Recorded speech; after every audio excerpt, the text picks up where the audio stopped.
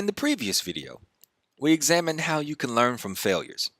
And now we're going to talk about what it really means to make data-informed decisions. Nowadays, it's hard not to find an organization that touts itself as data-driven. But what does that really mean? And are those organizations walking what they're talking? Being data-driven or making data-informed decisions isn't just having tons of data and using fancy technologies. It's a consistent, meticulous approach to using data to make informed decisions on a day-to-day basis. Ultimately, it is putting all the other core values of a data culture that you just learned about into practice. Approaching problems as potential experiments has a liberating effect.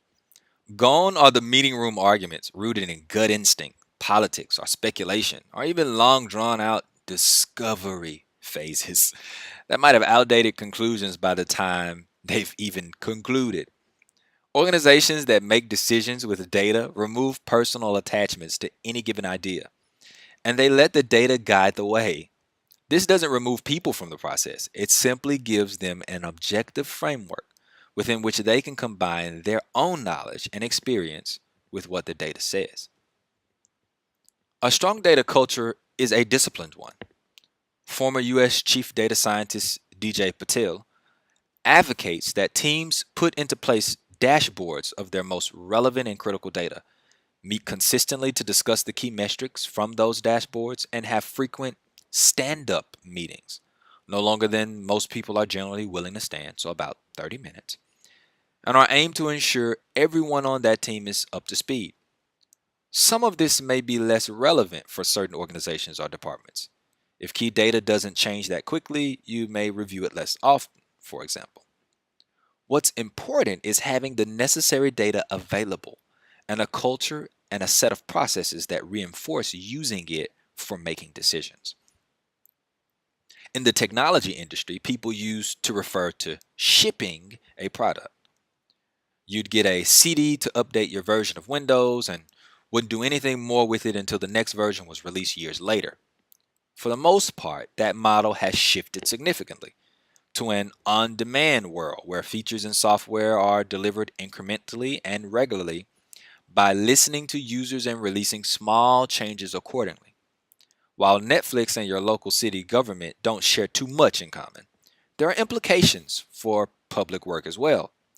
Government services and policy are ever evolving, and these days people, in large part due to those technological advancements, expect much more change in much shorter time. Data is an excellent tool in this environment, as it can help you hone in on the most effective programs, policies, and changes you can make. Now, what does that look like in practice? I'm glad you asked.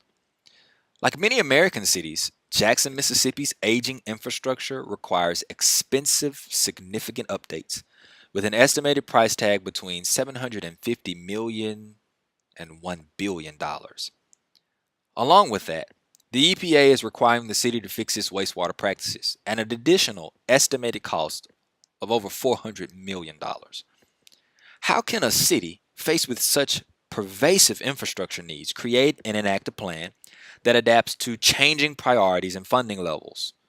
For Jackson, the answer was data. Many of Jackson's problems, like potholes or other road damage, are readily apparent to the city's 175,000 residents. Yeah, but you see, the real infrastructure issues lurk below the city, namely sewage and water pipes that are more than 100 years old. People notice how long it's been since the streets were repaved, but the reality is that if the city doesn't fix the pipes, the streets won't exist in a matter of years. Transparent communication and education about initiatives and projects help residents and local media see the connection between old pipes and crumbling roads, or between wastewater treatment repairs and access to clean drinking water. And Jackson launched a performance measurement site that puts its progress on these goals front and center. Before developing a data-driven strategy, Jackson would pave a street one year only to dig it up the following after discovering that the pipes needed replacing. Instead of prioritizing potholes based on drivability or citizen complaints, Jackson now evaluates the condition of the pipes below, the soil condition, and all other relevant data first. Since instituting the 2014 Master Infrastructure Plan, they've had a number of notable accomplishments, all driven by data. When you combine all the values of a strong data culture, you're positioned to make smart, impactful decisions based on the data.